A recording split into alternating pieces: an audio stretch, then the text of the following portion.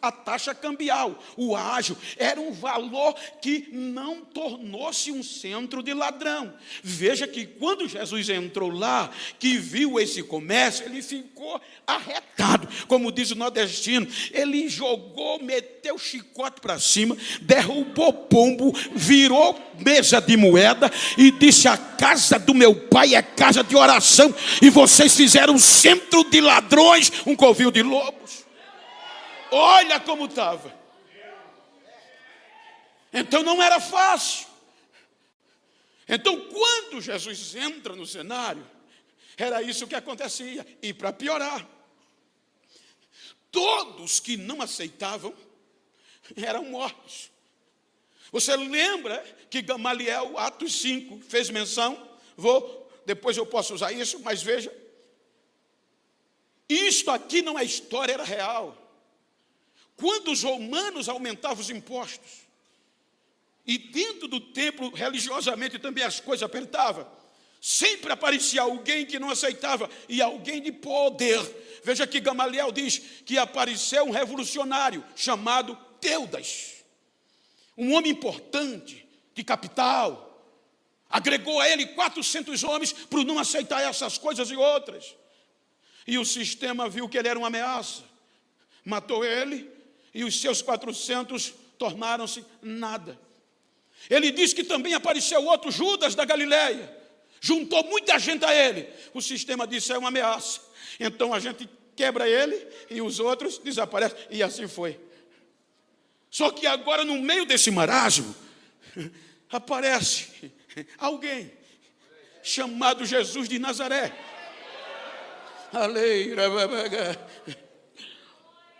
Não preocupado com o contexto político e meramente religioso, não fazer uma revolução material, mas espiritual. Ele veio trazer a mudança para essa raça ruim que havia se deteriorado. Então ele vai começar a pregar uma mensagem, e para ele pregar a mensagem, precisava, no contexto, juntar um grupo para difundir depois dele, porque a ordem e a prática maior de um mestre era formar discípulos, formar alguém para ser igual ou melhor que ele depois dele, para difundir o seu pensamento. Por isso que quando a gente diz evangelho, é o conjunto de ensinamento da mensagem de Cristo, que condiz de frente com o sistema.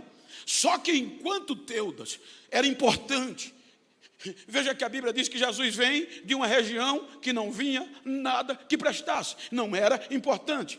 Enquanto Teudas ajuntou 400 homens pronto para guerrear, Jesus junta 12 analfabetos da roça, ignorantes, para pregar este evangelho.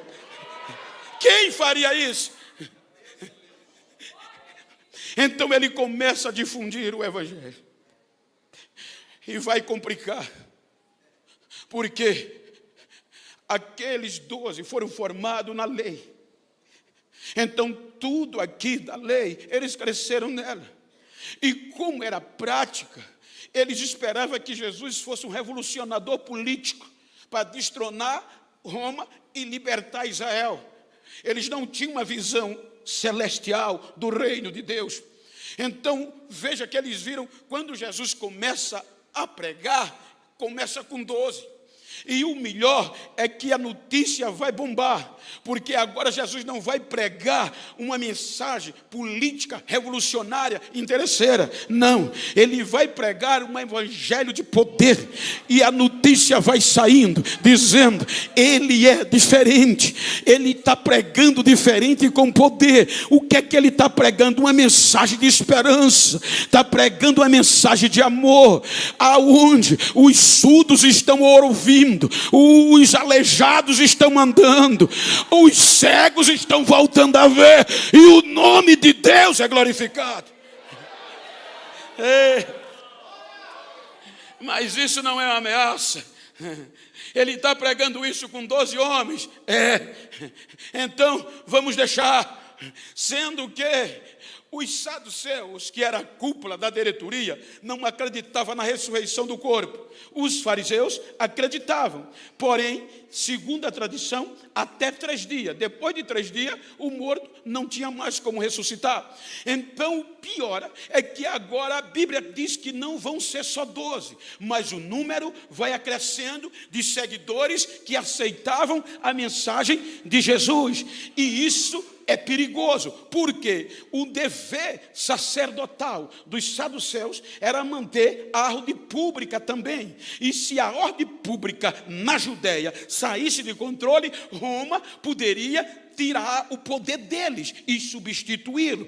Então, até com os 12 não foi problema. O problema é que agora a Bíblia diz que os milagres ultrapassam as fronteiras. Por quê? Porque a Bíblia diz que pessoas de Tiro, de Sidom, de toda a região daquela parte, traziam os seus enfermos, os seus endemoniados, colocava na beira da estrada, e por onde Jesus passava, os demônios corriam e os doentes eram curados de todo tipo de enfermidades. Aí agora junta-se multidões. A notícia chega em Jerusalém, virou ameaça e tem que ser eliminado.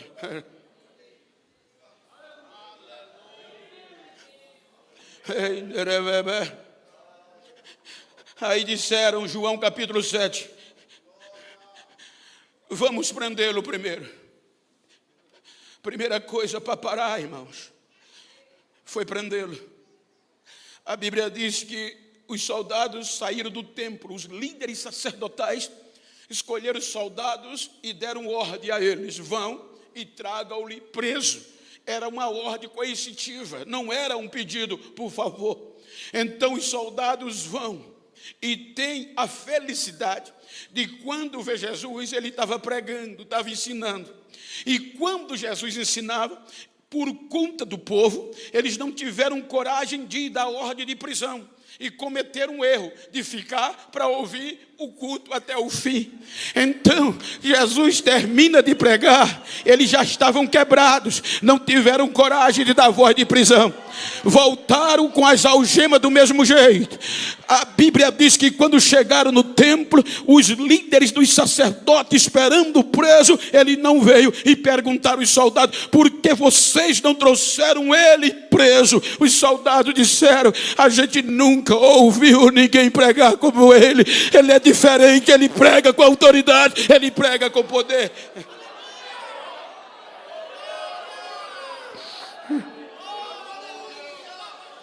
Não conseguiram pará-lo.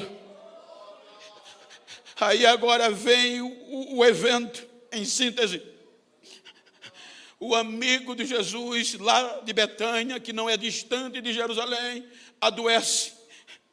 Jesus não está presente. Aí as amigas, irmãs de Lázaro, mandam um mensageiro, procuram onde ele está, e diz a ele que o amigo dele está doente e é grave.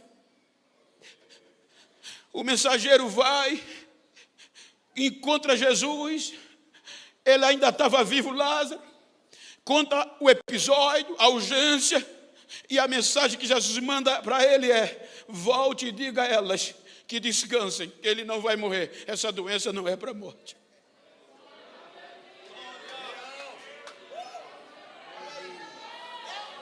O mensageiro volta, transmite, obviamente, como conhecia ele, descansa o coração, e não demora, o rapaz morre. O que você faria com esse mensageiro? Então, quando Lázaro morre, passa o período normal, já que o contexto da diretoria, saduceus não acreditava, acabou, morreu. Os fariseus acreditavam que havia esperança, segundo a tradição, até o 3º dia. Aí Jesus espera passar um dia, passa 2, passa 3. Eu vou matar 2 coelhos de uma cacetada só.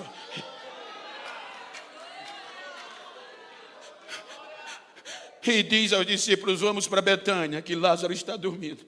Eu vou acordar.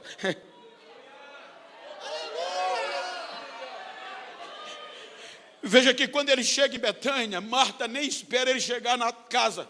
Ela vai ao encontro desabafar.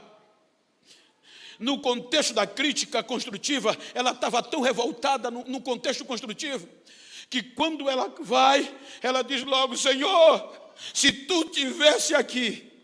Isso no nosso contexto quer dizer: Senhor, se o Senhor tivesse vindo quando a gente chamou, o meu irmão não teria morrido. Aí Jesus diz: Marta, eu sou a ressurreição e a vida. Aquele que crê em mim, ainda que esteja morto, viverá.